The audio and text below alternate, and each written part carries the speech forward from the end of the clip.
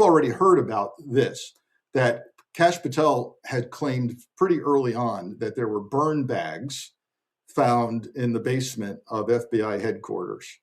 Folks, I've been there and done that. I can tell you, in the days of paper, yeah, the burn bags, and literally, if you're saying, what's a burn bag, Frank? It's a big paper bag that's filled with classified material that needs to get burned and incinerated. And yes, they do stack up in the hallway in the basement. Yeah, they do. But they found burn bags. Okay, I could have told you where the burn bags were. But here's what he's saying. He's saying that they're filled with evidence, not further described, of this cover-up and the Chinese influence and interference with the election. He invoked Barack Obama's name here and implied that Obama wanted those bags burned, but they were never burned. And then he said, but it wasn't, it was by gross incompetence that they weren't burned. Okay. Okay, so you've discovered the burn bag salvation here. He's asking the intelligence community to find out why this was covered up, and he wants people charged with crimes or fired. Okay, we're gonna see a witch hunt, folks, and I'll go into that in a second. Okay, next, Americans were lied to about the integrity of their voting system. He referred back to Chris Krebs, who was saying, remember Chris Krebs saying this was the most secure election in history? Boy, he can't let that go. Trump cannot let that statement go. So we heard it again tonight. He's very angry about that, and he's working hard to undo that. He's going to publish all these reports. Here's the report that he really got wound up on. Quote, we judge U.S. We judge the U.S. was adversaries. Here we go. We judge U.S. adversaries, Iran, Russia, China, and North Korea have the capability to compromise voting infrastructure. Folks, you've heard that from me a million times. That's nothing new under the sun. Yet, yes, Iran, Russia, China, North Korea have the capability to compromise voting infrastructure. And so does the United States. I still ask the question, so what? So what? Oh my Lord, is that going to lead us to some major changes in how we vote? The fact that other countries have capabilities?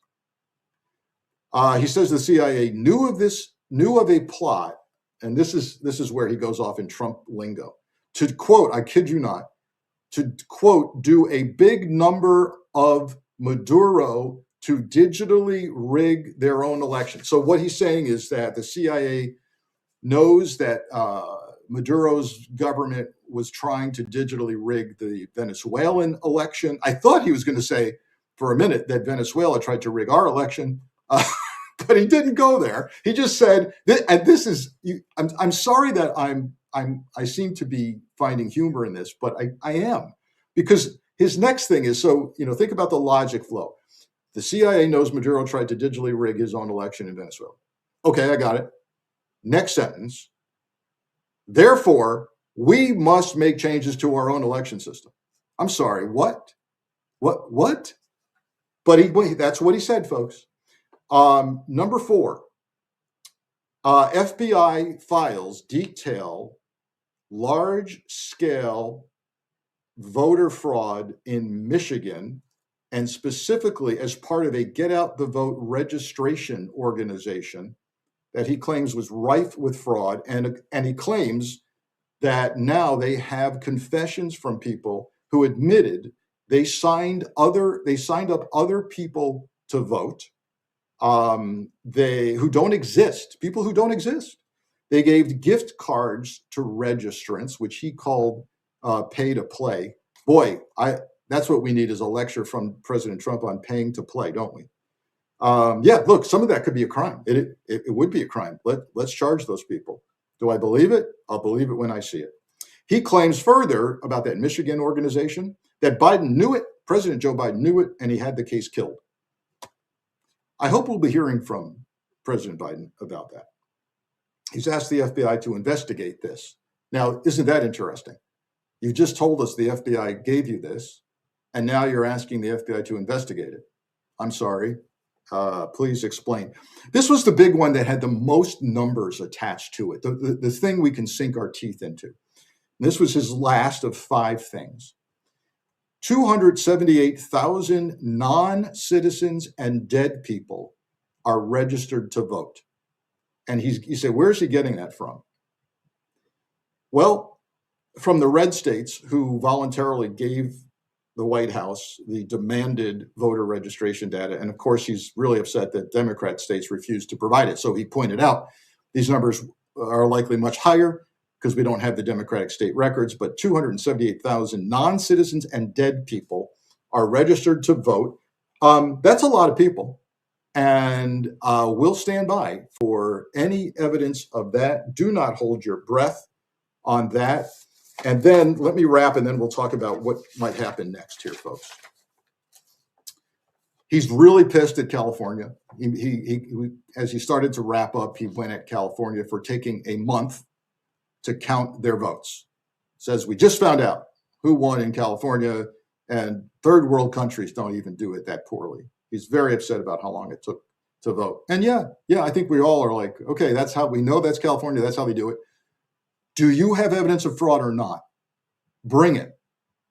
Bring it. But he did not ever mention fraud that I could hear in California. He's just upset with how long it takes. It drives him nuts.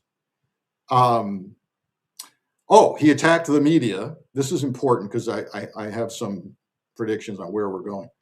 And he attacked NBC and ABC, who did not air. And by the way, I don't think CNN covered it, but he didn't blast CNN tonight because the merger's happening, right? And his guys are going to control CNN, so he kind of laid off of them. But CNN, as far as I know, did not show it tonight.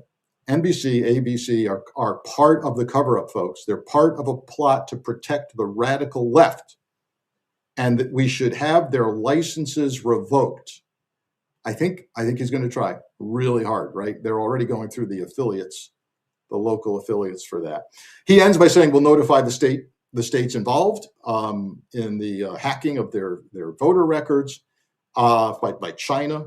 The DHS Secretary Mark Wayne Mullen will hold briefings for states and for Congress, and they'll notify the states of all the non-citizens and dead people on their registers. He ended with the big theme of the night. What was this all for tonight? At least tonight, and we'll talk about the future. We must pass. Congress must pass the Save America Act, and he downplayed what that means. So when people hear this on Fox News, which is sadly where I had to watch it because nobody else was showing it that I could tell, when his core followers hear that, right? Here's what he said about the Save America Act. We're just asking you for a photo ID. We're just asking you if you're a U.S. citizen. What's wrong with that, right? And of course, he doesn't get into the nitty-gritty details of that. Oh, you need a certified birth certificate? Oh, you need a passport? Oh, it costs $200 to get a passport? I don't have one. I can't find my certified birth certificate. How long does it take for me to get one? Oh, I'm a woman who took on my husband's name when I got married. And so my birth certificate and passport, if I even have one, don't reflect my name, my current name. He doesn't get into that, folks. And he implies, by the way, that nobody requires you to show an ID when you go to vote. I'm old, and I've showed my photo ID every time I've gone to vote. I don't know what he's talking about, but it's going to get some in his base wound up.